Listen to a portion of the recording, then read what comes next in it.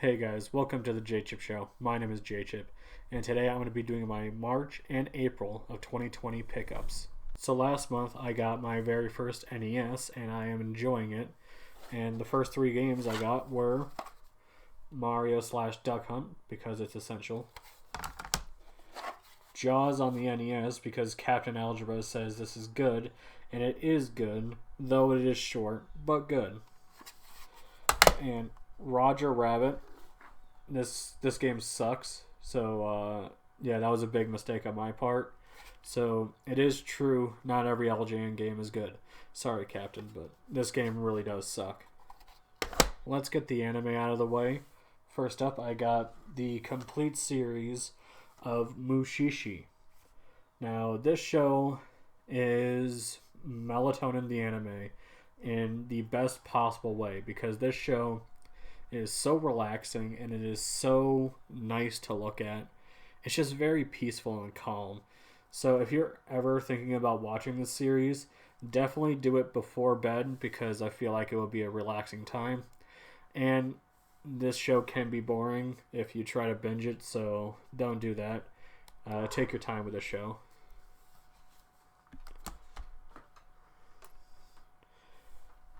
Next up, JoJo's Bizarre Adventure. This is the first manga, and I gotta say, this is pretty cool, because JoJo's has always been cool. And I'm a big fan of JoJo, and I like this part in general, part 1. It's just, Phantom Blood is really cool. I love Jonathan, and I love Dio. The anime was pretty good, but I think I like the art style in the manga a little bit more. But that's just me. Next up are the Sega Genesis games. And the first game I got last month was WrestleMania the arcade game. Now the label is damaged, but the game still works, and that's what matters the most. And I could fix this label easily, but I'm lazy. The way I do it is I just make a new label through a printer, glue it on here, and it looks just brand new. Now, I'm not going to sell it because I don't want to sell this game, but I do want to fix the label, so I'll get that done as soon as I can. But the next game is in pristine condition. That is Rocket Knight Adventure. This game is awesome. I beat it a couple weeks ago, I think, and this game's a lot of fun. It can be really difficult at times, but I think the difficulty makes this game a lot of fun, and it's just, man, this is fun. If you haven't played it, give it a try. I don't know if it's on any Sega Genesis classics or anything like that, but if you find it for a good price, pick it up. You won't regret it. And the only complete in-box Genesis game I got was Dr. Robotnik's Mean Bean Machine. Now, I played this game a fuck ton as a kid, and this game is a lot of fun. It's a classic puzzle game. I believe it's the Puyo Puyo franchise, and I have no idea what that is, but I do know that this game is pretty badass, and it has some awesome, awesome music. I only got a handful of N64 games in the past couple of months, and the first one is Star Fox 64. Fun fact, this is the very first video game I ever beat as a kid. So getting this and beating it again was a trip down memory lane. Has the game aged? Yes, but I think this game is still a lot of fun, and it is way better than the Super Nintendo Star Fox, by far. And it is way better than Zero. I don't know what the hell that was. Hopefully we can get another good Star Fox game like this one. The next one I beat recently was Spider-Man. Now, Spider-Man is a pretty cool game. It's got a pretty cool story, but the web slinging in this game has been dated. I challenge you to go back and play this game right after you just got done playing Spider-Man on the PS4, and it is like night and day. But this game is still fun. And the last N64 game I picked up was ECW Hardcore Revolution. I only need 2 more wrestling games to complete my wrestling collection on the N64. All I need is WCW Backstage Assault and WWF Attitude. Now, this game plays a lot like WWF Attitude and WWF Warzone, so the controls are very clunky, but the entrances are pretty badass. And I like ECW. I thought ECW was really cool back in the day, and the WWE ECW, while some of it was horseshit, it did pretty good with CM Punk and Kofi Kingston and people like that. But this game, would I recommend it? Not really. This game has aged pretty badly, but if you want to give it a shot, go for it. Next up are the PS2 games, and the first one I got is Second Sight.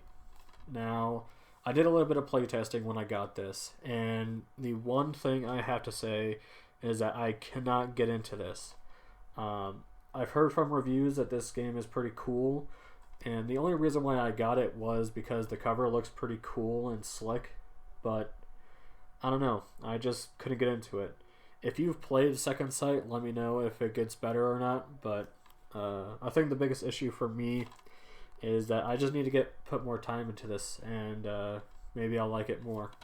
It is complete in box, so that is pretty cool, but so far I'm just not into it.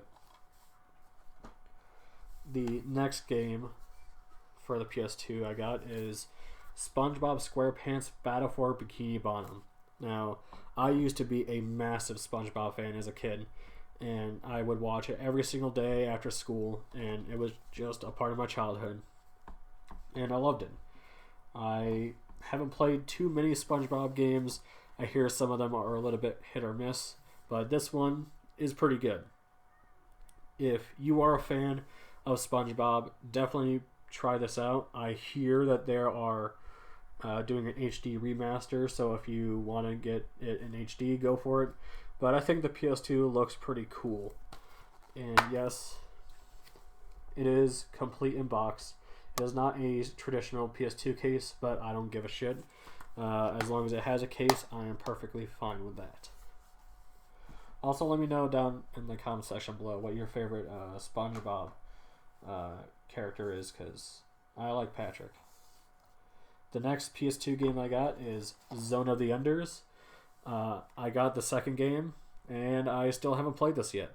I hear it's pretty badass because it's what's it about him? Kojima, I believe, did this game.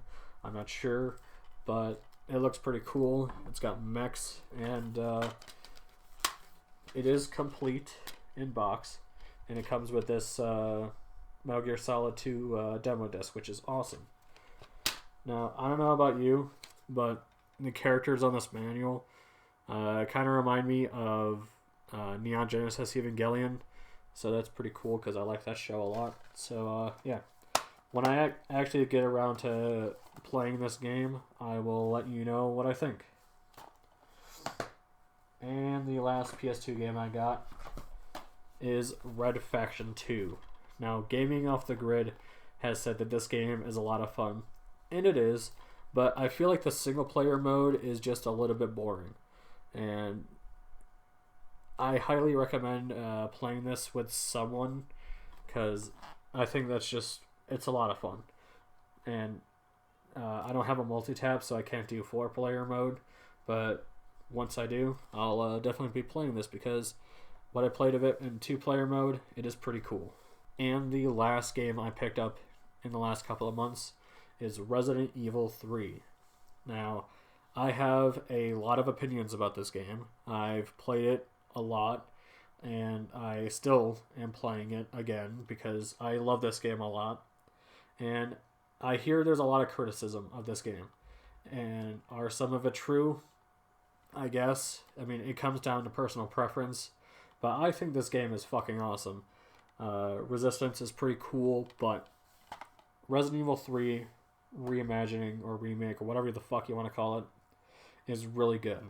I think this is a very solid game, and I think if you want to get into Resident Evil 3, this is the best one to get into. And that's everything I picked up in the last couple of months. Let me know down in the comment section below on what you picked up in the last couple of months. And I'll see you next time. Big thanks to my patrons, Warpbait, Stuffy Play, and Nia Chan. You guys are awesome.